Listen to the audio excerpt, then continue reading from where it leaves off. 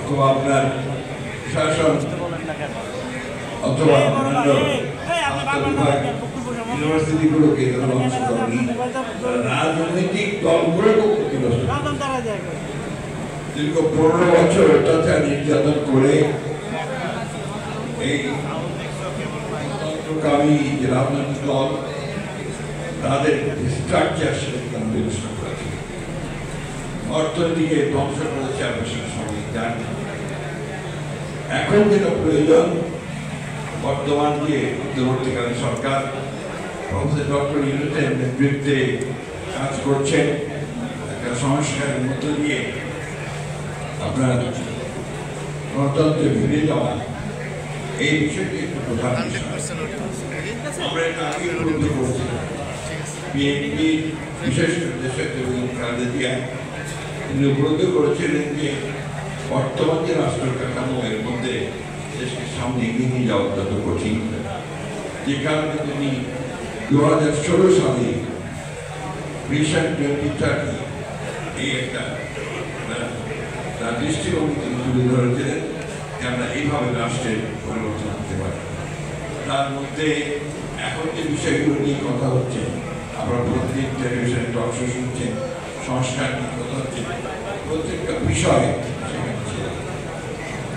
এই যে আপনার উচ্চকক্ষের পার্লামেন্ট, বিচার বিভাগের স্বাধীনতা, প্রশাসনের সংস্কার, সব মিলিয়ে কিন্তু এই বিষয়টা দেওয়া হয়েছে। একইভাবে আমাদের নেতা যেমন তারেক রহমান সাহেব 2022 সাল এই 25 দফা কর্মসূচি দিয়েছিলেন, আমূল রাজনৈতিক অর্থনৈতিক পরিকল্পনার কথা বলা হয়েছে, পরিবর্তনের কথা বলা হয়েছে। এখন রাতারাতি সম্ভব না। অনেকে মনে করছেন যে কয়েকজন লোক সংস্কার যারা করছেন তারা বৈঠক করে আপনার সংস্কারের কথা বিষয় নিয়ে এসে জনগণকে এগিয়ে দিলেন, আপনার সংস্কার হয়ে গেল। সেভাবে সংস্কার হয় না। সংস্কার হতে হবে একটা প্রক্রিয়ার মধ্যে দিয়ে। আপনি চাইলেন আর কালকে পুলিশ ঘুষ খাওয়া বন্ধ করে দেবে, এটা মনে করার কোনো কারণ নাই। স্ট্রাকচারটা তৈরি করতে হবে এমন ভাবে যাতে করে সে ঘুষ না।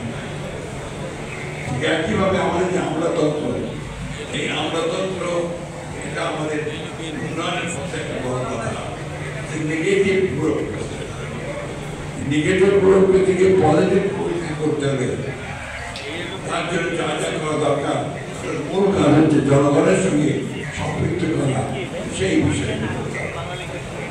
অর্থাৎ রাজনৈতিক দলগুলোর মূল লক্ষ্য হওয়া উচিত জনগণের কাছে চলে যাওয়া, জনগণের কাছ থেকে তাদের কি প্রয়োজন শিক্ষা গ্রহণ করবে সেটাকে নিয়ে এসে দেশ পরিচালনা করা।